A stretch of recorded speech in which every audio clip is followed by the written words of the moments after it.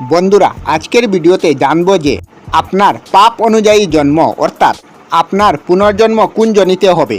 ভিডিওটি শুরু করার আগে আপনাদের সকলের কাছে অনুরোধ, কমেন্টে সবাই শ্রীহরি বিষ্ণু অবশ্যই লিখবেন।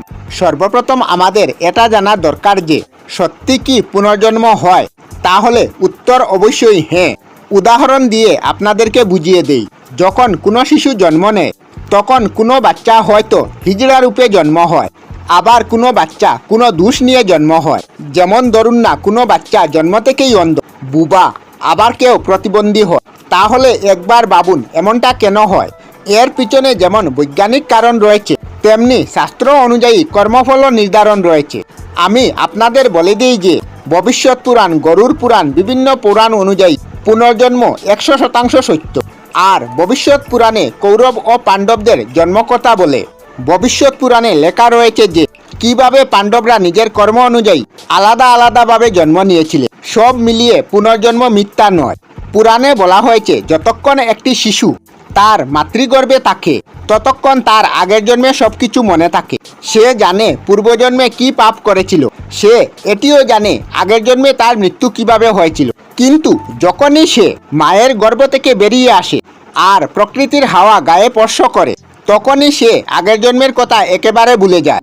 পুরাণ মতে এটি হলো প্রকৃতির নিয়ম। আবার কিছু কিছু মানুষ তো পুনর্জন্ম হওয়ার প্রমাণও দিয়েছে। সব মিলিয়ে পুনর্জন্ম অবশ্যই হয়, এতে কোনো সন্দেহ নেই। পুরাণ বলে আপনাকে ততক্ষণ এই পৃথিবীতে জন্ম নিতে হবে যতক্ষণ না আপনি মুক্তি পাবেন, যতক্ষণ না আপনি এই চক্র থেকে বেরিয়ে আসবেন। কিন্তু এখানে আরও একটি প্রশ্ন উঠে। প্রশ্নটি হলো এই যে, যেহেতু মৃত্যুর পর আমরা নরকে গিয়ে শাস্তি ভোগ করে থাকি, তাহলে পুনর্জন্ম নিয়ে পৃথিবীতে আবার আসি কেন, শাস্তি ভোগ করতে হয়? গরুর পুরাণে উত্তর পাওয়া গেছে। গরুর পুরাণ বলে যে কখনো কখনো কিছু জীবাত্মার কর্মফল এতটাই খারাপ হয়ে থাকে যে ওই জীবাত্মাকে নরকে গিয়ে শাস্তি ভোগ করতেই হয়। আর সে যখন পৃথিবীলোকে জন্ম নেয় তখন তাকে সামাজিক, মানসিক আর শারীরিক কষ্ট ভোগ করতে হয়। যে মানুষ কোনো নারীর সাথে জঘন্য পাপ করে, সেই আত্মা হিজড়া রূপে জন্মগ্রহণ করে থাকে। একে পুরাণে কর্মফলের সিদ্ধান্ত বলা হয়েছে। মানে যেমন কর্ম তেমন ফল। এই কর্মফলের সিদ্ধান্ত অনুযায়ী যদি পাপ বড় হয় তবে তার শাস্তিও বড় হবে, কষ্টদায়ক হবে। আর যদি পাপ ছোট হয় তাহলে তার শাস্তি কম হবে। সহজ ভাষায় বলতে গেলে যেমন আমরা গণিতে যোগ বিয়োগ করে ফল বের করি, তেমনি কর্মের সিদ্ধান্ত অনুযায়ী পাপকে যোগ বিয়োগ করে পাপের ফল বের করতে হয়। এইসব কথা পুরাণে পরিষ্কারভাবে উল্লেখ রয়েছে। এবার চলুন জেনে নেই কোন পাপ করলে কি জন্ম হয়। গরুর পুরাণ অনুযায়ী যে ব্যক্তি তার নিজের বন্ধু বান্ধবদের সাথে প্রতারণা বা ছলনা করে, সেই সব পাপীরা গাধা রূপে জন্ম নিয়ে থাকে। গাধার জন্মকাল 25 থেকে 30 বছর পর্যন্ত হয়। এরপর যে ব্যক্তি নিজের পিতামাতাদের কষ্ট দেয়, সেই সব পাপীরা কচ্ছপ রূপে জন্ম নেয়।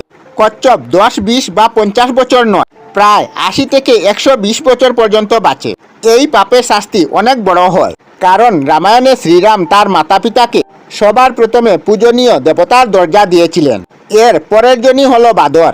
বাদরজনই হলো সেই প্রাণীরা জন্ম নেয় যারা কারো বিশ্বাসে আঘাত করে, বিশ্বাসঘাতকতা করে। বাদরের জীবনকাল 20 বছর হয়। বিশ্বাসঘাতকদের পোকামাকড় রূপে পৃথিবীতে পাঠানো হয়। কৃমিজনিতে সেই সব প্রাণীরা জন্ম নিয়ে থাকে যারা কারো জমিয়ে রাখা ধন সম্পদ, যেমন সোনা, রূপা, হীরা বা কোনো মূল্যবান বস্তু ছলে বলে কৌশলে চুরি করে। যে ব্যক্তি তার আপনজনদের প্রতারণা করে তার লাভ উঠান, এমন পাপী জীবাত্মা পুনর্জন্মে মৎস্য অর্থাৎ মাছজনিতে জন্ম নিয়ে থাকে। মাছের সামান্য জীবনকাল 10 থেকে 12 বছর। যেমন কি আপনারা আগেই শুনে নিয়েছেন যে আপনার জীবনকাল ততটাই লম্বা হবে, তা আপনার কর্মফলের সিদ্ধান্তের উপর নির্ভর করে। এর পরের জনই হলো কাক। কাকের জনিতে সেই সব প্রাণীরা জন্ম নিয়ে থাকে যারা বাড়িতে আসা অতিথিদের অনাদর করে, বন্ধু আর দেবতাদের অপমান করে।